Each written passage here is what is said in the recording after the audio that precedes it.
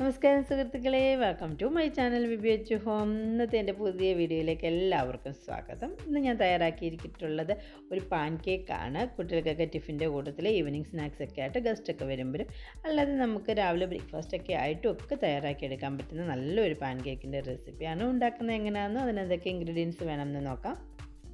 Pancake തയ്യാറാക്കാനായിട്ട് ഒരു ബൗളിലേക്ക് ഒരു മുട്ട പൊട്ടിച്ച് ഒഴിച്ചു കൊടുക്കുന്നുണ്ട്.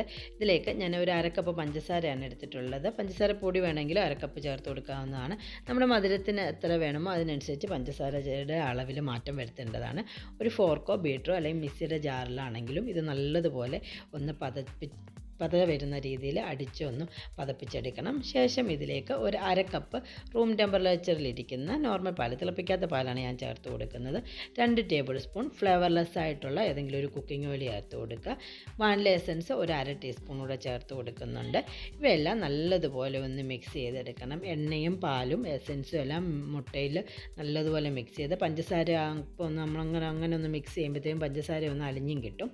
ആ രീതിയിലൊന്ന് നല്ലതുപോലെ മിക്സ് ചെയ്തതിന് ശേഷം 1 കപ്പ് മൈദയാണ് എടുത്തിട്ടുള്ളത്. 250 ml കപ്പിൻ്റെ അളവിലാണ് 1 കപ്പ് മൈദ എടുത്തിട്ടുള്ളത്. ഇതിലേക്ക് 1 ടീസ്പൂൺ ബേക്കിംഗ് സോഡയും 1 നുള്ള് ഉപ്പും കൂടെ ചേർത്ത് കൊടുത്ത് നമ്മൾ കേക്കിനൊക്കെ മിക്സ് ചെയ്യുന്ന രീതിയിൽ ഇങ്ങനെ ഒരേ സൈഡിലേക്ക് മാത്രം ഫോർക്കോ ബീറ്ററോ ഉപയോഗിച്ച് മിക്സ് ചെയ്തെടുക്കുക. ഞാനിപ്പോൾ ഒരു ബീറ്ററാണ് ഉപയോഗിക്കുന്നത്. ഇതുപോലെ ഒരേ സൈഡിലേക്ക് മാത്രം മിക്സ് ചെയ്തെടുക്കുക. വീഡിയോ കണ്ടുകൊണ്ടിരിക്കുന്ന സുഹൃത്തുക്കളെ, എൻ്റെ വീഡിയോ ഇഷ്ടപ്പെട്ടിട്ടുണ്ടെങ്കിൽ ഒന്ന് സബ്സ്ക്രൈബും ലൈക്കും ചെയ്യണം. അഭിപ്രായങ്ങളും നിർദ്ദേശങ്ങളൊക്കെ കമൻറ്റ് ബോക്സിൽ ഒന്ന് കമൻറ്റ് ചെയ്യുകയും കൂടെ വേണം. സബ്സ്ക്രൈബ് ചെയ്യാൻ ആരും മടിക്കരുത്. ഇപ്പം ഞാൻ നല്ലതുപോലെ ഒന്ന് മിക്സ് ചെയ്തെടുത്തിട്ടുണ്ട്. ഈ ഒരു പരുവത്തിൽ ഒരുപാട് അങ്ങ് ലൂസാവരുത്, എന്നാൽ അധികം തിക്കും ആവരുത്. തിക്കായിട്ടുണ്ടെങ്കിൽ ഒരു 10-15 ml പാൽ വേണമെങ്കിൽ ഒഴിച്ചു കൊടുത്ത് ഒന്ന് ചെറുതായിട്ട് ലൂസാക്കി എടുക്കാവുന്നതാണ്. നമ്മുടെ ബാറ്റർ റെഡി ആയിട്ടുണ്ട്.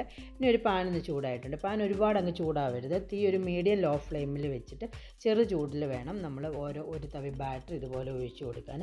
ബാറ്റർ ഈ ഒരു പരുവത്തിൽ പോയിരിക്കുന്ന ഈ ഒരു പരുവത്തിൽ ഒത്തിരി ലൂസും ആവരുത്, തിക്കും ആവരുത്. ശേഷം നമ്മൾ ദോശ പരത്തുന്ന പോലെ ഒത്തിരി അങ്ങ് ഹാർഡായിട്ട് പരത്തുകയും ചെയ്യരുത്. ചെറുതായിട്ടൊന്ന് സ്പ്രെഡ് ചെയ്ത് കൊടുത്താൽ മാത്രം മതിയാവും. ഫ്ലെയിം എപ്പോഴും മീഡിയം ലോ ഫ്ലെയിമിൽ വെക്കുക. ഇപ്പം നിങ്ങൾക്ക് കാണാൻ പറ്റും, ഇത് പാൻകേക്കിൻ്റെ മേളിൽ ഒരു ബബിൾസ് ഇങ്ങനെ ഹോൾസ് ഫോം ചെയ്യുന്നുണ്ട്. ഇങ്ങനെ ഹോൾസ് ഫോം ചെയ്തത് സ്റ്റോപ്പായി കഴിയുമ്പോൾ നമുക്ക് ഒരു സൈഡ് വെന്തു എന്ന് മനസ്സിലാവും. ഇപ്പോൾ നല്ലതുപോലെ നല്ലൊരു ഗോൾഡൻ ബ്രൗൺ ആയി കിട്ടിയിട്ടുണ്ട്. മറു സൈഡും നമുക്ക് ഈ സൈഡിൽ കൂടെ നോക്കിയാൽ കാണാൻ പറ്റും, ഒരു ഗോൾഡൻ ബ്രൗൺ ആയി കിട്ടിയിട്ടുണ്ട്. നല്ല പെർഫെക്റ്റ് ആയിട്ടുള്ള പാൻകേക്ക് റെഡി ആയിട്ടുണ്ട്. ഇതൊരു 1 മിനിറ്റിനടുത്ത് സമയം എടുക്കും ഒരു സൈഡൊന്ന് കുക്ക് ചെയ്ത് കിട്ടാൻ. നമ്മൾ തിരിച്ചിട്ട് കഴിയുമ്പോൾ നമ്മുടെ തവി വെച്ചിട്ടോ അല്ലെങ്കിൽ ചട്ടുകം വെച്ചിട്ടോ പ്രസ് ചെയ്ത് കൊടുക്കുകയും ചെയ്യരുത്. നല്ലൊരു പാൻകേക്ക് ഈ ഒരു അളവിൽ തയ്യാറാക്കുകയാണെന്നുണ്ടെങ്കിൽ ഒരു 7 പാൻകേക്ക് വരെ റെഡിയാക്കി എടുക്കാവുന്നതാണ്. എല്ലാവരും ഉണ്ടാക്കി നോക്കുക. Thank you for watching my video.